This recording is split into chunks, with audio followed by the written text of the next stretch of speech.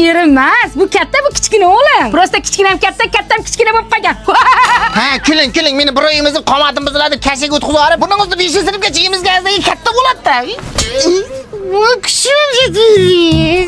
Ana shuni jedirib qo'yishim shartmi? O'zim yesa bo'lmayman, ha? Ukajon, men ham pop toza yaxshi ko'raman. Nisbati ham zo'r. Sen bunaqasida, menga bittagina kukuruzlisidan ber. Yo'q. Obid, sen kattasan, qo'y shuni ukang jeb qo'ya qolsin. Qara, o'zi kichkina bo'lib qolgan. Ishik o'tasiga bu kichkina bo'lib qolgan bo'lsa, mana o'g'limdagi biz o'lik tug'ilgan ekanmiz-da. O'zi ko'chada ko'rganlar meni emas, buni aka chaqiryapti.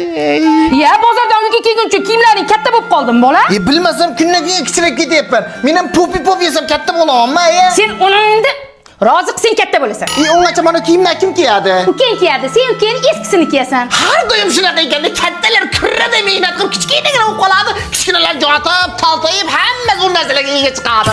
Sizlarda ham shunaqami? Kechagidek yodimda bari